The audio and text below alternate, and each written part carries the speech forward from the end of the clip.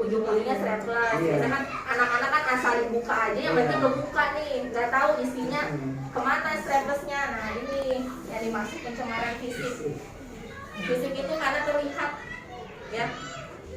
Yang kedua itu pencemaran kimia. Kimia ini dari pewarna, pemanis,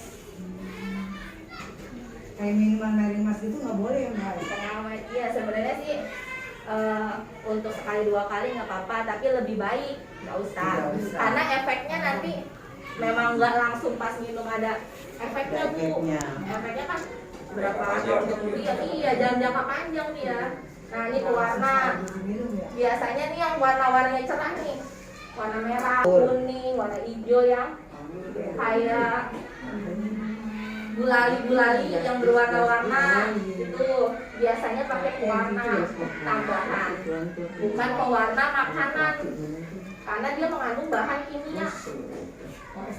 Kalau pakai pewarna makanan biasanya dia mengandung dari sayur-sayuran atau buah-buahan. Tapi kebanyakan tidak semua makanan itu pakai pewarna alami, karena mereka kan untuk menghemat modal tapi mau untung besar, jadi mereka pakai yang murah. Kalau pemanis biasanya nih ada di minuman-minuman kemasan. Minuman kemasan bisa minuman yang ini. Nah itu biasanya pakai pemanis buatan. Kalau pengawet ini biasanya buat bakso, kue tiaw, buat mie. Biasanya bakso, kue tiaw, mie dipakein bahan pengawet. Ada daftar di BPOM ya Bu. Jadi kayak cuma kemasan plastik biasa, cuma nama PT-nya, beratnya sama nama baksonya, biasanya kayak gitu. Dan tapi biasanya ada juga yang memang aman, jadi harus dilihat juga bakso. Tapi biasanya kebanyakan kalau misalkan baksonya kenyal, awet, itu biasanya pakai pengawet boraks atau nih pengawetnya boraks atau formalin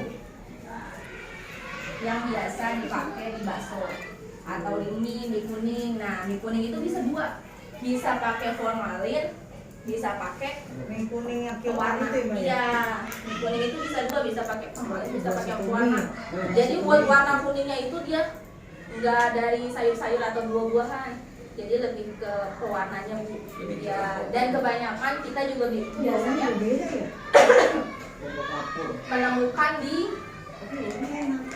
menemukan di kantin-kantin atau di pasar. Waktu itu kita pernah penelitian dicek, kebanyakan di mie kuning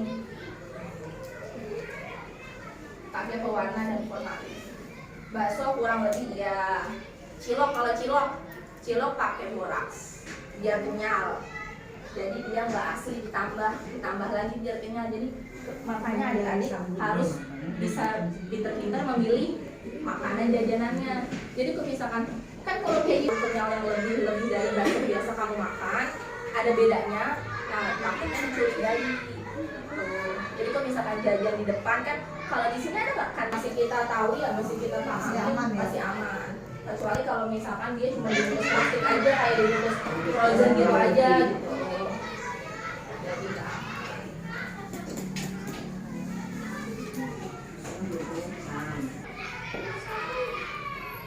Yang mengelola makanan harus apa biasanya? Badannya harus sehat, pakai masker, sarung tangan, dan penutup kepala. Kenapa harus pakai penutup kepala? Karena ya tadi kalau misalkan ada rambut jatuh itu kan dari pedagang ya kan, yang penjualnya. Nah masuk ke pencemaran fisiknya tadi gitu. Jadi penutup kepala itu wajib ditutup, karena kita nggak tahu ada partikel-partikel yang ada di kepala. Kita nggak tahu bisa jatuh, apa lagi iseng ngegaruk atau apa kan bisa jatuh, karena dia sangat kecil.